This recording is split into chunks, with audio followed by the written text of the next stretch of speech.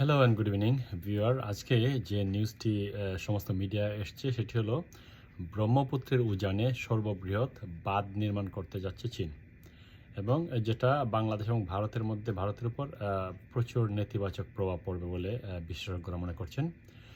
ব্রহ্মপুত্রের উজানে সর্ববৃহৎ বাঁধ নির্মাণ করে সেখানে বিদ্যুৎ উৎপাদন কেন্দ্র নির্মাণ করতে যাচ্ছে চীন, এবং এই খবরটি আজকে দেশের বিভিন্ন পত্রপত্রিকা সহ বিবিসিতে ব্রডকাস্ট হয়েছে, যেখানে বলা হয়েছে যে তিব্বত মালভূমির পূর্ব দিকে বিশ্বের সবচেয়ে বড় জলবিদ্যুৎ বাঁধ নির্মাণ প্রকল্পের অনুমোদন দিয়েছে চীন।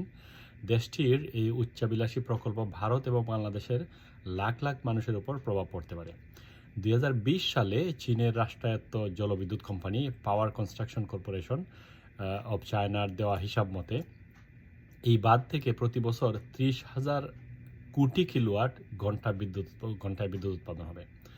এবং বর্তমানে বিশ্বের বৃহত্তম বাঁধটি হলো চীনের মধ্য অঞ্চলে অবস্থিত থ্রি গর্জাস ড্যাম যেটা আছে সেটা, যেখান থেকে বছরে 88.2 বিলিয়ন কিলোওয়াট বিদ্যুৎ প্রতি ঘন্টা উৎপাদিত হচ্ছে।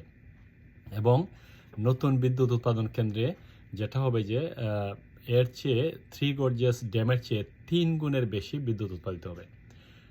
ইয়ারলুং সাংপো নদীটি গলিত হিমবাহ এবং পাহাড়ের ঝর্ণা থেকে উৎপত্তি, এবং হিমালয়ের পানিরেখা দিয়ে প্রবাহিত নদীটি ভারতের অরুণাচল প্রদেশ এবং আসাম রাজ্যের মধ্য দিয়ে প্রবাহিত হয়ে বাংলাদেশে প্রবেশ করেছে।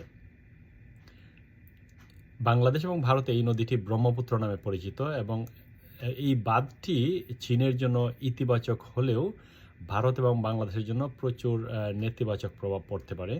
এবং এই ব্যাপারে ঢাকা এবং দিল্লি বাঁধ নির্মাণ নিয়ে অলরেডি উদ্বেগ প্রকাশ করেছে, কিন্তু চায়না বলেছে যে এখানে এই বাঁধ নির্মাণ করলে বাংলাদেশ এবং ভারতের জন্য কোনো উদ্বেগের কোনো কারণ নেই। আসলে চায়না সবসময় ব্যবসায়িক দিক চিন্তা করে, তারা যেহেতু আমাদের উজানে আছে, সুতরাং তারা যেটা প্ল্যান করেছে সেটা করবে, এবং আমরা ভারত এবং বাংলাদেশের পক্ষ থেকে কতটুকু প্রতিবাদ করা সম্ভব এবং এটার ইম্প্যাক্টটা কতটুকু হবে সেটা নিয়ে আসলে আলোচনার বিষয় এবং আসলে উদ্বেগের বিষয়।